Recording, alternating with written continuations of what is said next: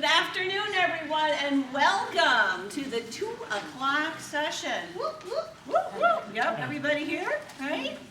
Welcome to the gathering of the Eagles at the Eagles Nest at the Winter TLI this afternoon. So congratulations for being here.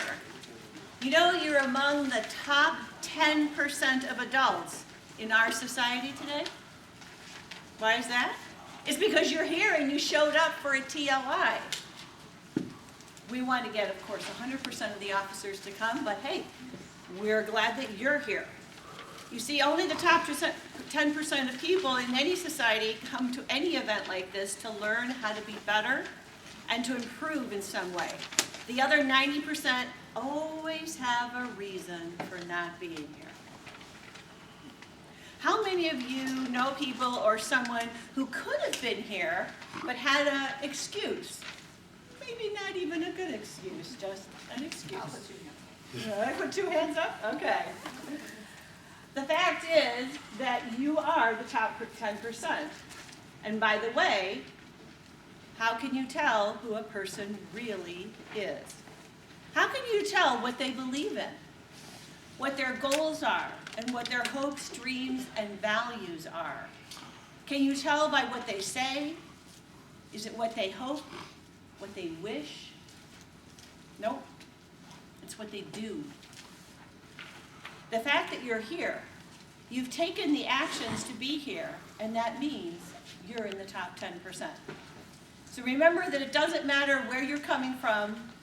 All that really matters is where you're going. And where you're going is determined by what you are doing in the moment. And that fact is that you're here means that you intend to have a great future. Remember that the future intention determines the present action. So congratulations to all of you for being here. Our presenter today is Jerry Evans. I'm sure you knew that from the registration. He's a self-proclaimed addict. No, not drugs, for public speaking. He has an affliction and an affinity to speak as often as he can. It first began more than 7 years ago when he walked into his first Toastmasters meeting wanting to improve his communication and leadership skills and gain more confidence speaking in front of groups of people. And I believe that was the Mount Prospect Club. He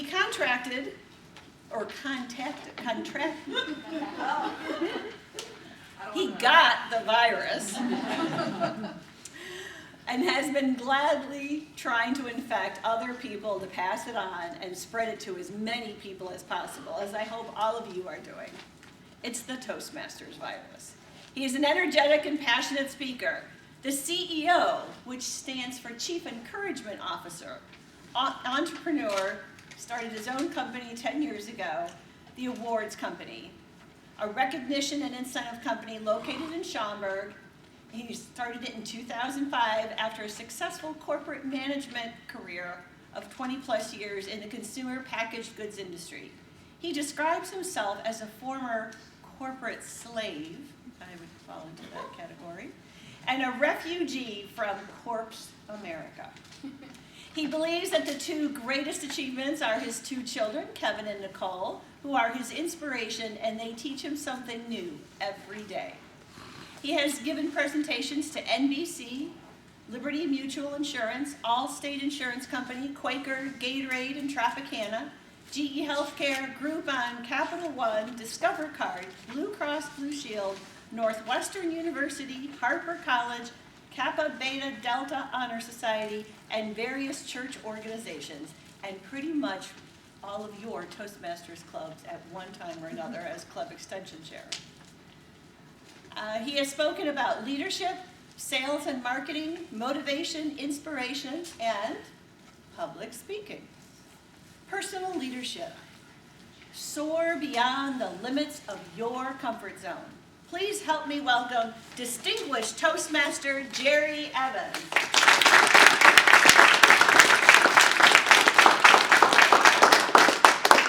Thank you, Virginia.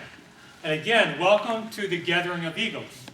Now, why would I be welcoming you to the gathering of eagles in the Eagle's Nest this afternoon? Does anybody know what the tagline for the district is right now? Yeah. What is it, Tim? Soar on wings like eagles. Soar on the wings of eagles. So as I'm looking out here, how many eagles do I have in the room this afternoon? Wait a minute. Let me ask the question again. How many eagles do I have in the room this afternoon? All of us. Thank you. All of you. So we're going to be using eagles as a metaphor as leaders. And the comparison of eagles and leaders and what the similarities are. So you're getting a twofer this afternoon. We're going to talk about personal leadership in the beginning of the presentation, and then Virginia's going to come up. I'm going to introduce her in just a moment.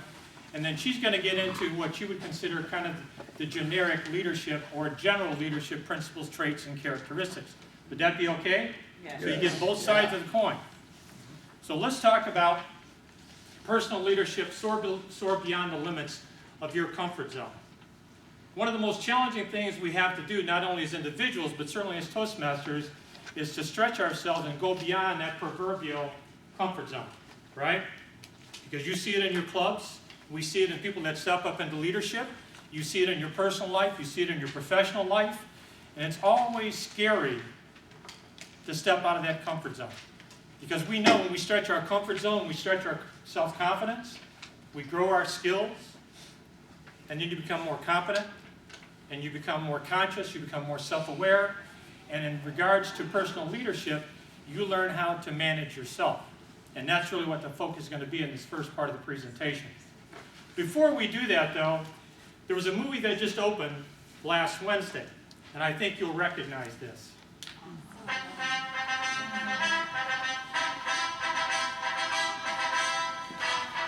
Has anybody never seen Rocky or heard of Rocky? Because Mark Braun was talking about Rocky this morning in his presentation. And the reason I'm playing this is because as I look out at all of you as leaders, is that you all are champions. Because you're either champion of your club, you're an area governor, or perhaps a division governor, you lead someone at work, you lead someone in your family. So there's a lot of different things that you can lead, or different places that you can lead. And it all relates back to personal leadership. Because until we can lead ourselves first, how can we lead someone else? How can we lead a team? Who's a supervisor in the room? Manager? Parent? Teacher? Have you ever volunteered to lead someone in a nonprofit organization? Toastmasters, maybe? So all those are leadership roles. But when we think of personal leadership, it's a little bit different when we think about leadership in general. Because leadership in itself has a lot of different meanings. But before I get into that part of it, let me introduce my co-presenter, because there's three things in Toastmasters. One is all about collaboration. Would you agree? As Toastmasters, we need to collaborate. So this afternoon, I'm collaborating with my dear friend and fellow distinguished Toastmaster, Virginia Bosserman. Virginia joined Toastmasters in October 2010, and she belongs to not one, not two, but three clubs. Club Toast at UL, Look Who's Talking in Gurnee, and also Toastmasters on Purpose, which is the only advanced Toastmasters club in the northwest suburbs at Harper College. She's held just pretty much every officer role that you could imagine, from Vice President of PR, Treasurer, President, Vice President of Membership, and of course Secretary and Vice President of Education. This year she's a Vice President of Education, not at one of the clubs, but at two clubs, and also Vice President of Membership at another club. Do you think she's stepping up into leadership? Yes. She's walking the talk? Absolutely. She was also the past area governor of North 44, past youth leadership chair, program chair for the district, and as I said, she completed her Distinguished Toastmaster in 2013.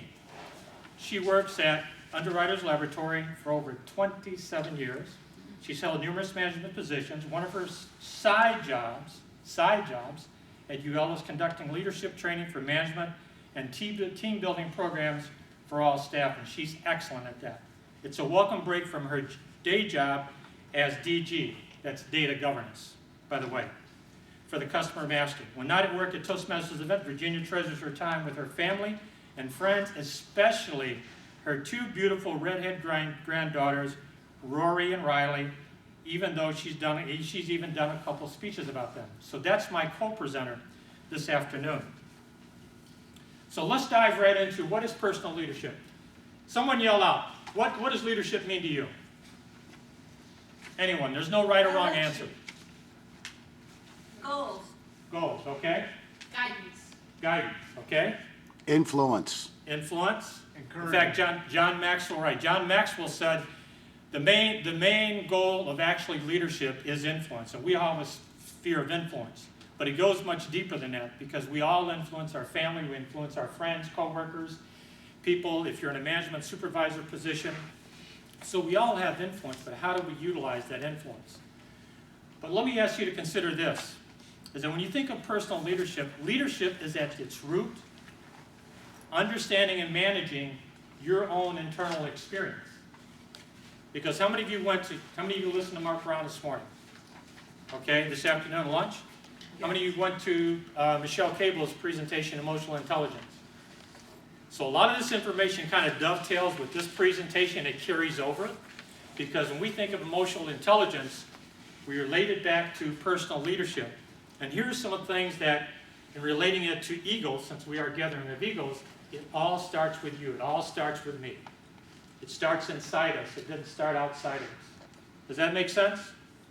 Yes? Okay.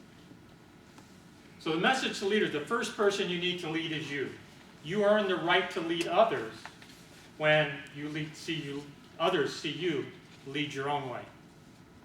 And you need to know, as Virginia gets into talking about leadership styles, primary leadership styles, it's important for you to understand your own personal leadership style. So leadership, what is it? It's the action of leading a group, people, or organization, or the state or position of being a leader. This is one of my favorite quotes, because I think John Adams really summed it up, and for me this encompasses leadership. If your actions inspire others to dream more, to learn more, do more, and become more, then you are a leader. Is that a cool definition of leadership? Yes. Because we all have those skills and all those capacities to do that. So part of our responsibility as leaders is to help people do those things. So let's talk about, I love acronyms because it helps me anchor concepts and ideas. And so let's talk about ego.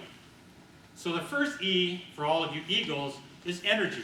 How many of you have had bosses or someone that your manager, supervisor, you've come in contact with where their energy is just so low? It's like if I come up to Kathleen, I'm like, hey Kathleen, it's really nice to meet you. And she starts talking to me and her energy is so low, or especially if she's managing me, and there's no enthusiasm, there's no excitement, her energy is just really low. How receptive are you really going to be to that person? Not at all. No. Because energy flows where attention goes. So if your energy is real low, then that's where their attention is going to go. So you want to manage your own energy. Because when we talk about rising up and soaring as eagles, you know, eagles are a majestic bird. They're just beautiful to see flying up in the air. And so we need to soar, and so we need to keep our energy level up and keep our enthusiasm level up, and also to be excited, because isn't it great if you can wake up every day? It doesn't matter if you're in corporate America now, if you're an entrepreneur, but if you wake up every day really excited and you love what you do, doesn't that make life a lot more enjoyable, a lot more joyous, a lot more exciting? When you can get up and go, yeah, I can't wait to go to work. We all have challenges and struggles at work, we know that. But if you manage your own energy and your reaction to other people, because Michelle was talking about emotional intelligence, and Mark was also talking about that in his presentation. So that dovetails perfectly with this. So let's go to A. How important is attitude? Extremely. Your attitude, as they say, determines your altitude. So if you want to fly high, you want to soar as an eagle, as a leader, you need to manage your own attitude. Because if you're going to pick an attitude, why not pick a good one? And I call it kind of priming the positivity pump. So if you prime your positivity pump and keep your energy level up and then manage your attitude, because who's in control of your attitude? Is Roger in control of my attitude, or Steve in control of my attitude? Who's in control of our attitude? We are. And it's a choice. You had a choice today to come here to TLI. And by the way, to me, TLI stands for Toastmasters Leave Inspired. Because we've all been inspired by Mark Brown today, other sessions you've gone to, Michelle Cable. So when we leave inspired, again, we have a choice about our attitude. So choose a good attitude, and you need to manage that each and every day. It's not a sometimes thing. Because if you come across a person who's really negative, if Tim says to me, if you have a project, and, you know, Michelle, we were talking about ideas. So if he comes to me with an idea, and I'm like, you know what, Tim? No, that won't work. No, that won't work. What are you thinking? And it's all negativity. There's nothing positive reinforcing to that. I have a choice how I'm going to respond to him, but if he's managing me and he's always coming at me in a negative way, you're not going to be receptive to whatever he says or not. So you need to manage your attitude. Virginia said it before, goals. As we finish up the first 6 months of the Toastmaster year, there's 26 days left in the year, right? So whatever goals you set at the beginning of the Toastmaster year or January of 2015, you're going to have to kind of gauge yourself right now. Where are you personally on your own individual goals? Not your club goals, not your area goals, not division goals, but your individual goals. How many of you actually set goals? Be honest. Okay, great. Are you on track to hit those goals? Okay, a few of you are. That's okay because goals are constantly changing. They're not static. And sometimes goals take a little bit longer to reach than what you initially thought, but you can kind of reset and then reprioritize those goals and then continue on. Because then your year starts when you say it starts. It doesn't have to start on January 1st, does it? You can constantly refine those goals throughout the course of the year. But goals are very important because if you don't know where you're going as a leader individually, how are you going to lead your club, your area, and your division? How many of you are area governors? Okay. How many of you are seasoned Toastmasters, meaning more than 2 or 3 years? How many of you have never led anyone before? You've led yourself before though, right? Yeah. Okay. So a lot of you are new to leadership. So goals are really important because Lance Miller, who some of you I think are familiar with, the 2005 World Champion of Public Speaking, he talks about the Toastmasters educational program because it is a program. And if we work the program, we know the program works. And as you're in a position of leadership, you want to constantly reinforce that to your membership. Because Mark was talking about this morning, and Michelle was talking about even in her session, if we're just sitting down and we're really not practicing the art of speaking, you're not really going to grow your skills. Yes, you can develop your critical listening skills, but this is a speaking organization, not a sitting and knitting organization. We are a communication speaking organization. So it's all about standing up and speaking and let your voice be heard. So goals are really important. Learning. This is my favorite part of it because if you want to kind of discover Ponce de Leon's Fountain of Youth, you know what it is? Does everybody know who Ponce de Leon is? Okay. So the Fountain of Youth is this, ABL. Always be learning. Always be a student. Be a lifelong student, lifelong learner. Because there are people who've been in Toastmasters for 50 or more years. Dick Storer, who's the most seasoned Toastmaster in District 30, he's been a Toastmaster for 55 years. And if you talk to Dick, when I first joined Mount Prospect, he's one of the first persons I met, and he said, Jerry, he says, I keep doing this. He said, because I'm a slow learner. And at that point, he had been a Toastmaster for 50 years. I thought that was pretty incredible. So always be learning, because if you're learning, you're growing, improving your skills, then it'll help you to, again, continue to lead others in a much better way. So excellence. What's your standard? Do you individually have a standard of excellence? What's your standard? Is your standard somewhere down here? Is it in the middle? Or do you raise the bar up here? And as a lifelong learner myself and a student of self-growth, I find that it doesn't matter how much I study and learn, I find personally I can always raise the bar. Because we're all on a journey of improvement, and we can never learn less we can only learn more. That makes sense to everyone? Yes and yes? Yes? Okay. So be a lifelong student.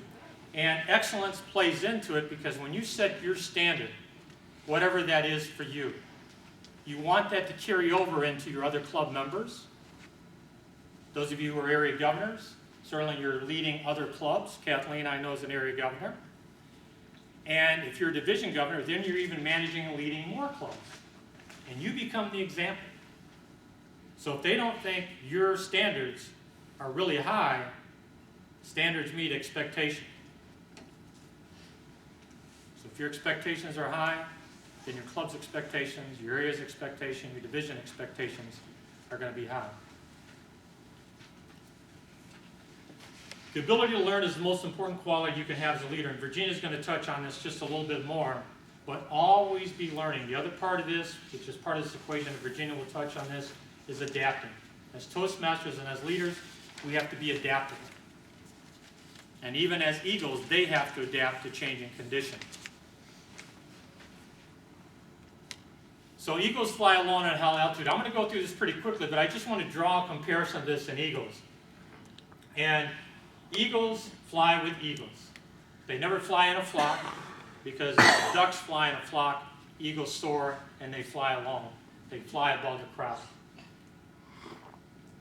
Eagles have a strong vision. You as a leader, you need to have a strong vision. And again, I'm relating this to personal leadership right now. Virginia will cover the other part of it.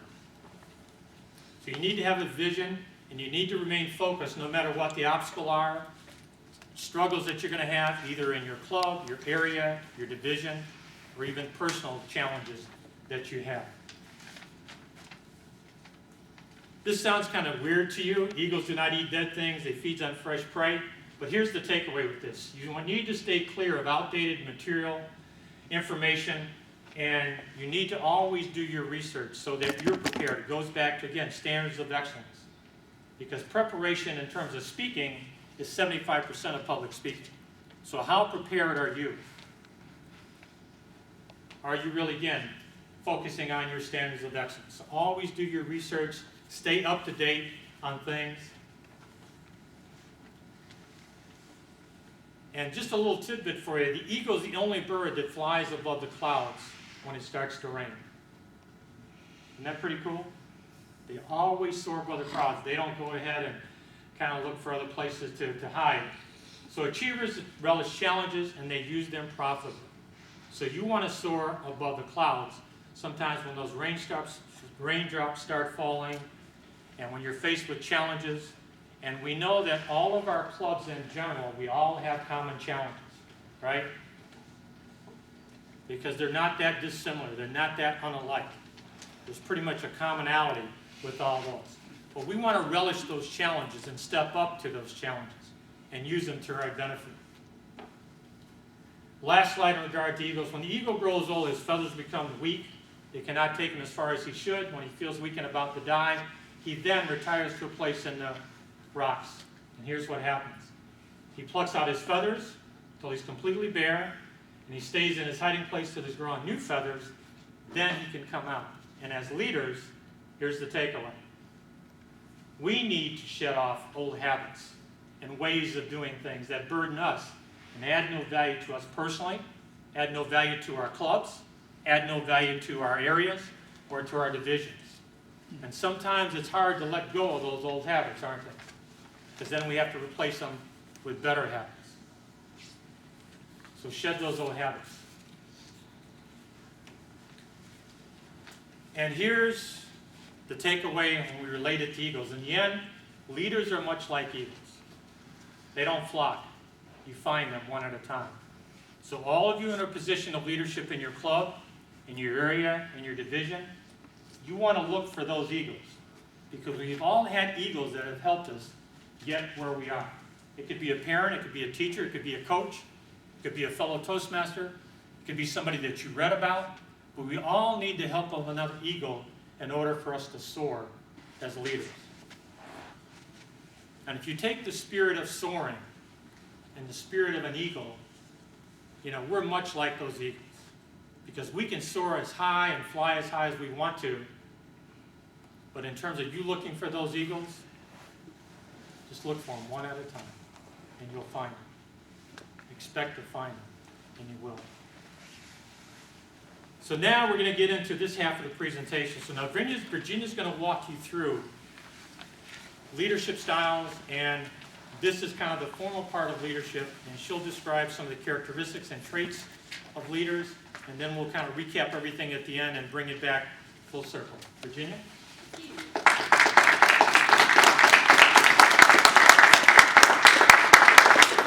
Thank you so much.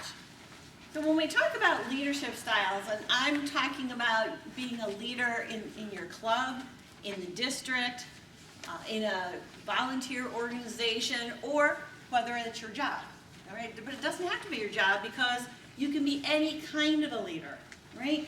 You don't even have to have the title of manager or team leader, but you could be the most experienced person in your group, and so people are coming to you with questions. You are actually being a leader of the group. You just don't have the title. You may not have all the responsibilities, but you can still be a leader. So let's talk about leadership qualities, right? Before I tell you what the research says, you tell me, what qualities do you see in real leaders? Let's not talk about Abraham Lincoln and John Kennedy and Mahatma Gandhi, people that you've actually worked for, worked with, been on a team with, was your coach, was your teacher. Give me some qualities that they had that just really impressed you. Tim? Tyrannical.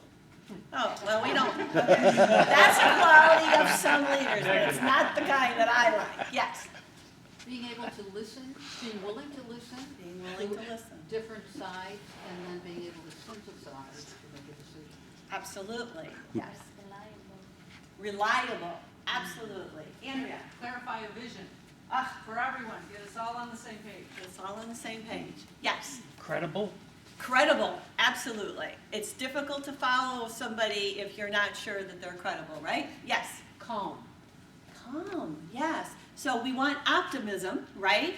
But we don't want crazy optimism. We want someone who's calm in the crisis and can help us get through it. Yes. Respectful. Absolutely. If the leader doesn't respect people, then they have to be tyrannical, right? Right. Because then they're managing by fear. And hopefully nobody does that anymore. Anything else? Yes. One. Humble. What? Humble. Humble. Absolutely. Is there anything worse than you doing the work and your boss taking the credit and never even acknowledging that you had a part in it? Yeah. Yes. Able to accept critics? Absolutely, right? We have to be open. We want to know if things aren't working. We want to know if we're being too pushy or if we're expecting too much, if we're not giving enough direction, right? Leaders need feedback too. So just like you want feedback on what you're doing, if you're meeting expectations, leaders need the same thing. So let's see what kind of leadership qualities. So we were talking, I want to talk about effective leaders, all right? We don't want to talk about the tyranny. So someone already said, excellent communicators, right? Is that one of the things we're getting out of Toastmasters that we can apply in all other parts of our life? Personal integrity, right? We're credible. We don't say, do as I say and not as I do. We lead by example, right? We're open-minded, so we can have, some people are afraid of conflict. I used to be. I hated conflict. I hated conflict in my family. I hated it when my friends were disagreeing. I wanted everybody to just get along and be friends. And I realized on a large project team many years ago that all those differing opinions were important to come up with the right solution. So I had to get over my uncomfortableness with that throwing out and disagreeing and no, this is better or that's a better idea, because the goal was to come up with the right solution. So as a leader, we have to be open to different ideas that disagree with ours, right? We don't have all the answers. We need to be optimistic, maybe cautiously optimistic or realistically optimistic, but still optimistic. Because what is the thing that's constant? Change. How often do you change your cell phone? How often do things get reorganized at work? We used to call it flavor of the month, right? New things are happening all the time. And so we have to accept that as part of the job, as part of our lives. Now the same thing happens in Toastmasters, right? Things change and we have to adapt to it, and we want to be optimistic because everyone's going to follow the leader's attitude. So when Jerry talked about attitude, this is one that you want to adopt. No matter what's going on in your personal life, when you walk in the door, that gets left behind because you don't want everybody else to pick up on that negative energy. And again, lead by example. That's a must. That's just a must. Okay. So, did we catch everything? Let's see. Clear goals, good example. Ooh, stimulating work. Well, that's great if you can get it. Sometimes work is boring. Sorry. Focusing on the team's interests, right? How is the team doing? It's not all about me. Clear communication, inspiration, right? The clear goals, good example. I think we got it all. Recognition. We didn't say recognition. So that can be, just one sec, that can be as just saying thank you. One thing that I'll share that is in all of my leadership trainings is when you give recognition, be specific. Saying good job is nice, but the person doesn't know what exactly it was that they did. And the same thing in our clubs. So you can say, oh, that was a great speech. Why was it a great speech? Say that one thing that impacted you. Say that thing that made a positive impact on the group, right? Or why what someone did. Yes?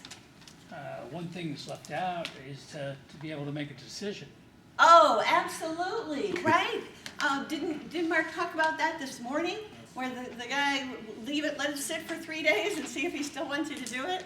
Wow, in 3 days I'd be out of a job if it wasn't done. But yeah, the leader has to be able to make a decision. And that A in Eagle, for me, is adaptable. And don't we see that in Toastmasters all the time? Sorry, I can't make the meetings tonight. I know I was supposed to be the speaker. Oh, that's right, I know I was Toastmaster, but I have to work late. We have to adapt. We don't panic. We don't yell at the person. We say, okay, sorry, thanks for letting me know, and we figure it out. And that is excellent experience for being a leader at work. Also, speech evaluations. Anybody who wants to get into management, they don't teach classes on performance appraisals, right? Very similar to doing a speech evaluation. What did they do right? What's working? And what could make it better? Same principles. And you got to do it face to face. So if you can't say it out loud to the person who gave the speech, you're going to have trouble doing a performance appraisal. So all these things that we do in Toastmasters absolutely apply. Now, I'm going to briefly go over leadership styles, the actual names and what they are. I have handouts in the back of the room. There are 2 of them. One of them is a handout. It has much more information on the leadership styles themselves. The other one is about your personal communication style. I believe that your personal communication style goes along with your leadership style. Okay? So the chart that has the personal communication styles at the bottom has a link for a website that you can go and take a free test. And it's a little mini test, but they're very good. It's the company that we use that we pay $80 per person for an evaluation. And this is, of course, a shortened one, but it's still very good. And then you can look up those styles from that sheet. So I believe that your communication style and your leadership style are hand in hand. So an altruistic leader, that's something that I aspire to be when possible. Focusing on active listening, having empathy, right? But you can't always do that. If the house is on fire, you gotta say, get out right now, okay? So we have to adapt. We use different ones. Democratic, very similar, wants everybody to participate. Well, I want to hear everybody's ideas before I make a decision. If I have enough time to do that. If this decision has been made from above, now I just have to implement it. I maybe want everybody's idea for how to implement it best for our group, right? But the decision's been made, we have to go forward, okay? Authoritative, not tyrannical. This person gives clear directions and sets standards of excellence, okay? So they're not a dictator, but they're clear about what we want. So we want, maybe in your club, you want to be distinguished this year, or you want to be president's distinguished. Maybe not 10 points, 9 will do, okay? That's being clear. Now how you're going to do it, that's another thing. Coaching, we all know, coaches, a lot of time that's one-on-one. So a leader can have a certain style and still be a coach, right? And it's giving a lot of feedback and direction. Affiliative, that's a lot of collaboration. I would say that that's most often in a volunteer organization or certainly not your normal corporate America, okay? Because it's focusing on everybody's needs. Pace setting, that's the one that I've experienced years ago when I worked in production, in a production facility. I wasn't actually working in production, but we had goals for that shift or goals for that product or even goals for that machine, how many things it was going to produce. So that's where you tend to see that type of a leader. Innovative, startup companies, small companies, everybody's involved, lots of ideas, let's try this, let's try that. The company that I work for, UL, been in existence over 100 years, it would be like trying to turn a freight train around, right? And then the one that I think Tim was talking about, the bureaucrats, okay? So that was the way UL was 27 years ago when I started. You just did it. You didn't ask a question, you just did it. And a lot of companies were like that. And if you read management journals, management has been changing or has been trying to change. Anybody know what the big buzzword is now, what everyone's always talking about? Employee engagement, right? That's the new thing that we're teaching everybody, how to engage with their employees, get the employees involved, because that's the only way to be successful now. You try to take a corporation, a large business, and run it like a small business by having the employees be more involved and being a little bit more open. So we're having to take some of these managers who've been managing for 20 years one way and try to get them to open up a little bit more and not always have, sort of like Oz, right? The one person who knows everything and everyone just does it, that doesn't work anymore. If it did, all the companies would be totally successful and our economy would be great, we wouldn't have any debt. No, so we need everyone involved. So that's a little bit about leadership styles. It was just a very high level. There's, as I said, the handouts in the back of the room have much, much more detail. So why is this important for us?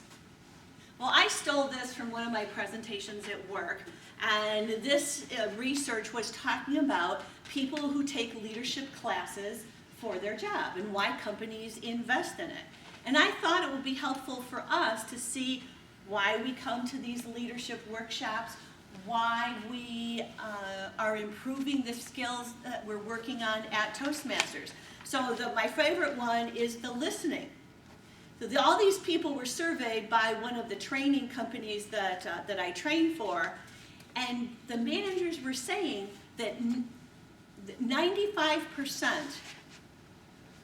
improvement in their listening at home because of improving that at work, right?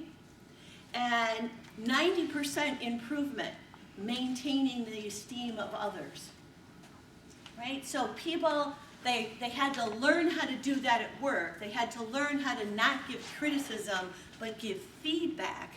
So the positive along with the improvement. Well, now all of a sudden it's a little bit easier to do that with their teenagers or their spouse or their, somebody else outside of work because they're practicing at work. And providing positive recognition. So we don't just say, hey, great job. We're more specific. Well, now we can do that now, right? I can remember my dad saying, oh, great dinner, hon.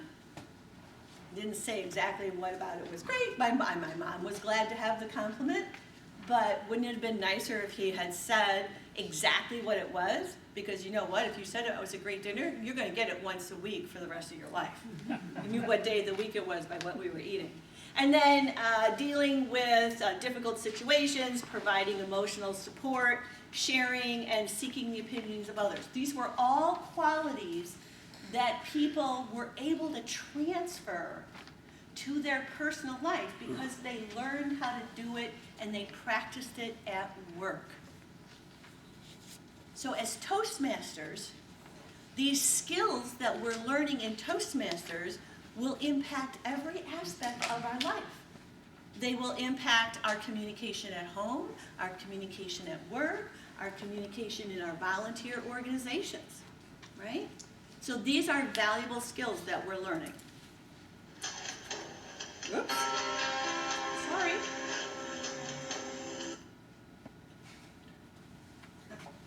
So to sum up, all of this is important, right? We don't have a skill that we learn and we keep in this box never to be used in the other situation. Everything is transferable. So all of this work that you're doing for your club, it can help you at work, right?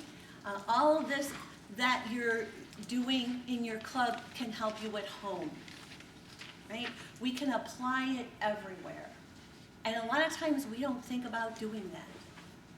So the next time they're looking for a speech evaluator, sign up. Learn how to give a good speech evaluation. It makes you a better listener. It helps you to give feedback to others. And that's what people are usually looking for, is feedback. And now I will turn it back over to Jerry.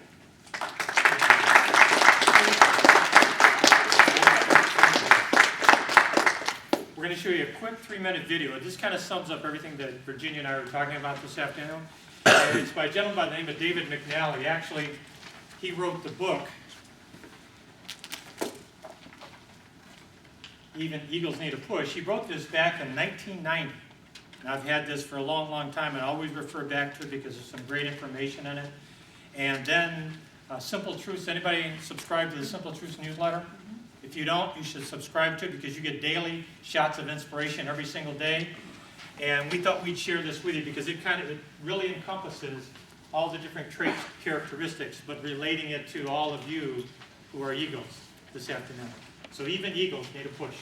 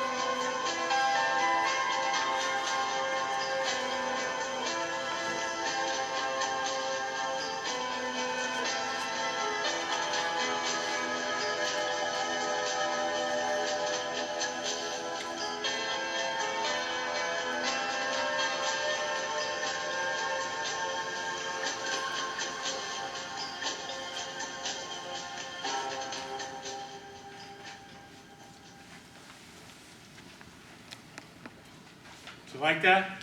Yeah. It's pretty cool, isn't it? So until you spread your wings, you'll have no idea how far you can fly. So go back to your clubs, go back to your areas, go back to your divisions, go back to your families, your communities, and push. Because push stands for persist or push until success happens. And we'll leave you with this.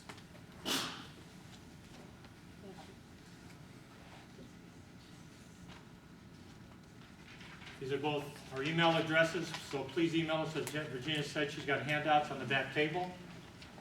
And then to leave you on a more uplifting note, when you go to your other sessions, or if you're going home this afternoon,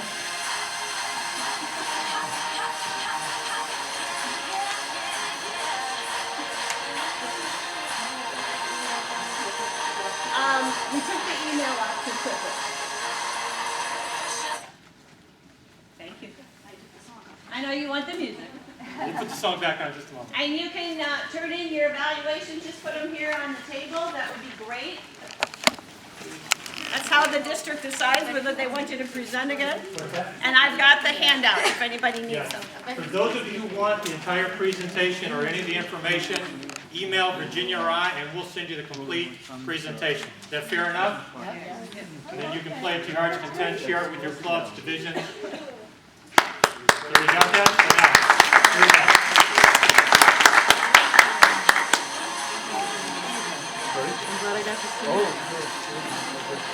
Thank you for coming this afternoon. Enjoy the rest of your Saturday and have a great rest of the time if you're going to other sessions.